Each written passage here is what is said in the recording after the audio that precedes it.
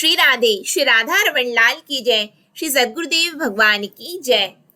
स्वाध्याय की इस श्रृंखला में आज हम श्रीमद् भागवत महापुराण के प्रथम स्कंद का पंचम अध्याय देखने जा रहे हैं। चलिए आज के इस सत्र को प्रारंभ करते हैं। इससे पहले हमने महात्म्य एवं प्रथम स्कंद के 4 अध्याय देखे हुए हैं।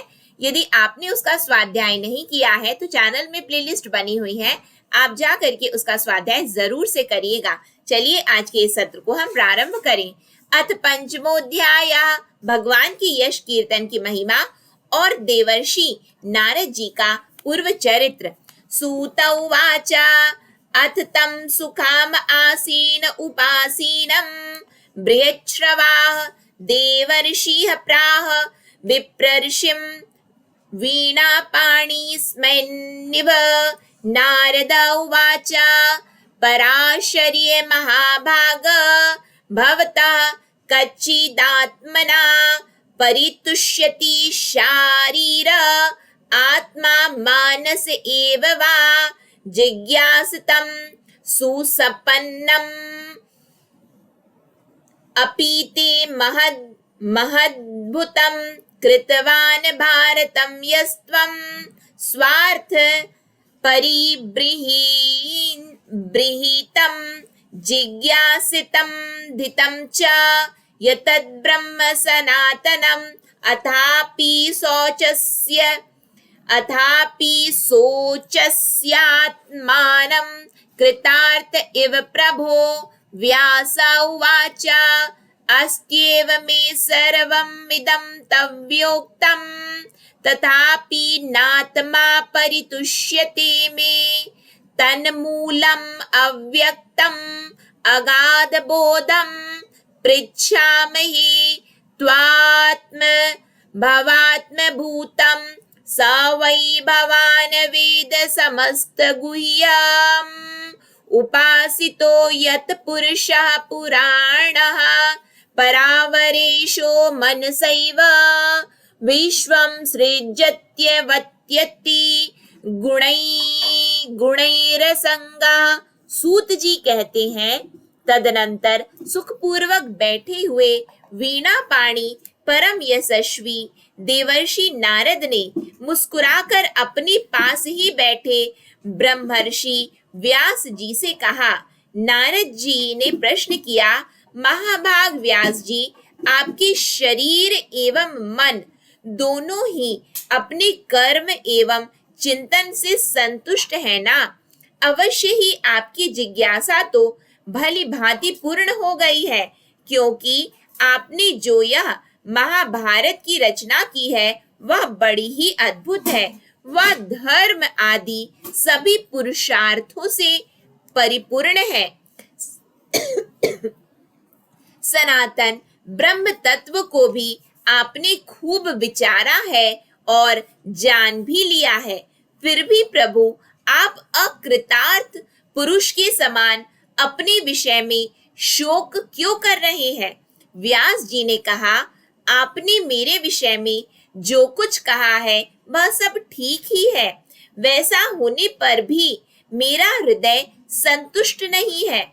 पता नहीं इसका क्या कारण है। आपका ज्ञान अगाध है। आप साक्षात ब्रह्मा जी के मानस पुत्र हैं, इसलिए मैं आपसे ही इसका कारण पूछता हूँ। नारद जी, आप समस्त गोपनीय रहस्यों को जानते हैं, क्योंकि आपने उन पुराण पुरुषों की उपासना की है जो प्रकृति पुरुष दोनों के स्वामी हैं और असंग रहते हुए ही अपने संकल्प मात्र से गुणों के द्वारा संसार की सृष्टि, स्थिति और प्रलय करते रहते हैं। त्वं पर्यटनरक इव त्रिलोकीम् अनन्तश्चरो वायुरिवात्मसाक्षी परावरे ब्रह्मणि धर्मतो व्रतैः स्नातस्य मे न्यूनम् अलम विचस्व। श्री नारद उवाच भवतानुदीत प्रायं यशो भगवतो मलम् येनैवासो न तुष्येत मन्ये तद्दर्शनं किलम् यथा धर्मादयाश्चार्था मुनिवर्यानुकीर्तिता न तथा वासुदेवस्य महिमा हि अनुवर्णिता न तद्वश्चित् न तद्वचश्चित्रपदं हरेर्यशो जगत्पवित्रं प्रगृणीत करहिचित् तद्व्यासं तीर्थम् उशन्ति मानसा न यत्र हंसा निरम् अन्त्युशिक्षयाः तद् वागवीसर्गो जगताग् विप्लवो यस्मिन् प्रतिश्लोकम् अबध्यवत्यपि नामान्य अनन्तस्य यशोऽङ्कितानि यच्छृण्वन्ति गायन्ति गृह्णन्ति साधव नैष्कर्म्यम् अप्युच नैष्कर्म्यप्यच्युत भाववर्जितं न शोभते ज्ञानम् अलम् निरञ्जनम् कुतः पुनः शश्वद भद्रमीश्वरे नाचार्पितं कर्म यदप्यकारणम् अथो महाभाग भवान् मोघदृक् शुचिश्रवा सत्यरतो धृतव्रतः उरुक्रमस्या किल बन्धम् उक्तये समाधि नानुस्मर तद विचेष्टितम्।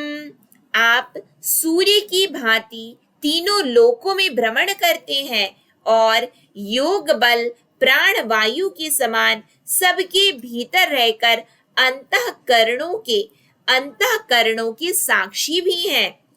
योगानुष्ठान और नियमों के द्वारा परब्रह्म और शब्द ब्रह्म दोनों की पूर्ण प्राप्ति कर लेने पर भी मुझ में जो बड़ी कमी है उसे आप कृपा करके बतलाइए।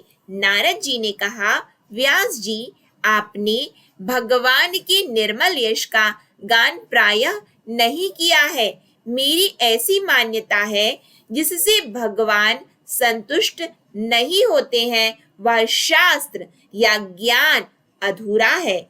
आपने धर्म आदि पुरुषार्थों का जैसा निरूपण किया है, भगवान श्री कृष्ण की महिमा का वैसा निरूपण नहीं किया। जिस वाणी से चाहे वह रस भाव अलंकार आदि से युक्त ही क्यों ना हो, जगत को पवित्र करने वाले भगवान श्री कृष्ण के यश का कभी गान नहीं होता।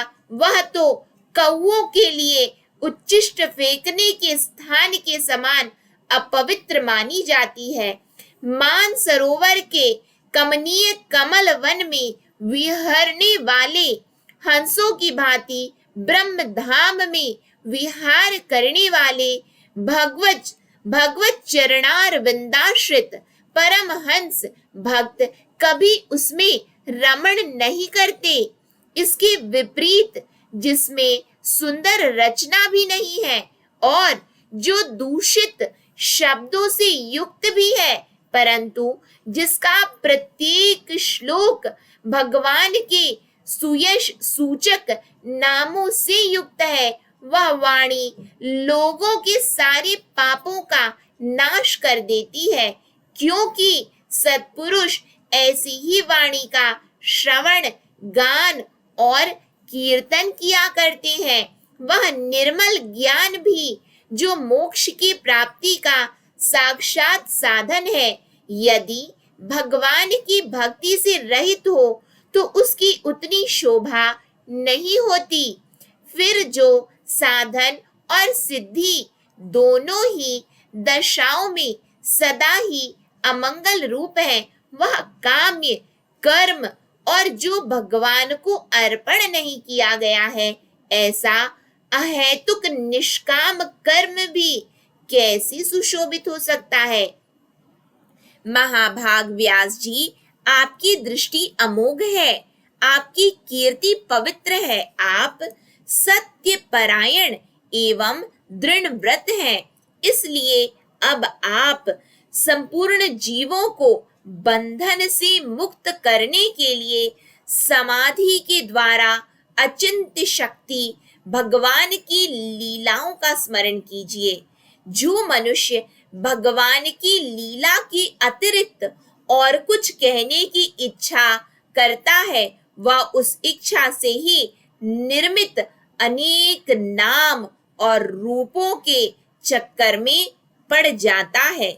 उसकी बुद्धि भेद भाव से भर जाती है, जैसे हवा की झरोकों से डगमगाती हुई डोंगी को कहीं भी ठहरने का ठौर नहीं मिलता, वैसे ही उसकी चंचल बुद्धि कहीं भी स्थिर नहीं हो पाती। संसारी लोग स्वभाव से ही विषयों में फंसे हुए हैं। धर्म के नाम पर आपने उन्हें निंदित पशु हिंसा युक्त सकाम कर्म करने की भी आज्ञा दे दी है। यह बहुत ही उल्टी बात हुई, क्योंकि मूर्ख लोग आपके वचनों से पूर्वोक्त निंदित कर्म को ही धर्म मानकर यही मुख्य धर्म है ऐसा निश्चय करके उसका निषेध करने वाले वचनों को ठीक नहीं मानते। भगवान अनंत हैं। कोई विचारवान ज्ञानी पुरुष ही संसार की ओर से निवृत्त होकर उनके स्वरूप भूत परमानंद का अनुभव कर सकता है। अतः जो लोग परमार्थिक बुद्धि से रहित हैं और गुणों के द्वारा नचाए जा रहे हैं, उनके कल्याण के लिए भी आप भगवान की लीलाओं का सर्वसाधारण के हित की दृष्टि से वर्णन कीजिए। जो मनुष्य अपने धर्म का परित्याग करके भगवान के चरण कमलों का भजन सेवन करता है, भजन परिपक्व हो जाने पर तो बात ही क्या है। यदि इससे पूर्व ही उसका भजन छूट जाए तो क्या कहीं भी उसका कोई अमंगल हो सकता है। परंतु जो भगवान का भजन नहीं करते और केवल स्वधर्म का पालन करते हैं, उन्हें कौन सा लाभ मिलता है। बुद्धिमान मनुष्य को चाहिए कि वह उसी वस्तु की प्राप्ति के लिए प्रयत्न करे जो तिनके से लेकर ब्रह्मा पर्यंत समस्त ऊंची नीची योनियों में कर्मों के फलस्वरूप आने जाने पर भी स्वयं प्राप्त नहीं होती। संसार के विषय सुख तो जैसे बिना चेष्टा के दुख मिलते हैं, वैसे ही कर्म के फल रूप में अचिंत्य गति समय के फेर से सबको सर्वत्र स्वभाव से ही मिल जाते हैं। व्यास जी, जो भगवान श्री कृष्ण के चरणारविंद का सेवक है, वह भजन न करने वाले कर्मी मनुष्यों के समान दैवात कभी बुरा भाव हो जाने पर भी जन्म मृत्यु में संसार में नहीं आता। वह भगवान के चरण कमलों के आलिंगन का स्मरण करके फिर उसे छोड़ना नहीं चाहता। उसे रस का चस्का जो लग चुका है, जिसने जगत की उत्पत्ति स्थिति और प्रलय होते हैं, जिनसे जगत की उत्पत्ति स्थिति और प्रलय होते हैं, वे भगवान ही इस विश्व के रूप में भी हैं। ऐसा होने पर भी वे इससे विलक्षण हैं। इस बात को आप स्वयं जानते हैं। तथापि मैंने आपको संकेत मात्र कर दिया है। व्यास जी, आपकी दृष्टि अमोघ है। आप इस बात को जानिए कि आप पुरुषोत्तम भगवान के कलावतार हैं। आपने अजन्मा होकर भी जगत के कल्याण के लिए जन्म ग्रहण किया है। इसलिए आप विशेष रूप से भगवान की लीलाओं का कीर्तन कीजिए। विद्वानों ने इस बात का निरूपण किया है कि मनुष्य की तपस्या, वेदाध्ययन, यज्ञानुष्ठान, स्वाध्याय, ज्ञान और दान का एकमात्र प्रयोजन यही है कि पुण्य कीर्ति श्री कृष्ण के गुणों और लीलाओं का वर्णन किया जाए। आज के इस सत्र को हम यहीं पे विराम करते हैं। इसके आगे के जो भी श्लोक हैं हम अपने अगले सेशन में करेंगे। तो आज स्वाध्याय के इस सत्र को हम यहीं पे विराम करते हुए आपके पावन श्री चरणों में दंडवत प्रणाम कर रहे हैं और जो कुछ भी त्रुटियां हुई हैं उसके लिए मैं क्षमा प्रार्थी हूँ। श्री राधा रमन लाल की जय। श्री सद्गुरुदेव भगवान की जय। श्री राधे।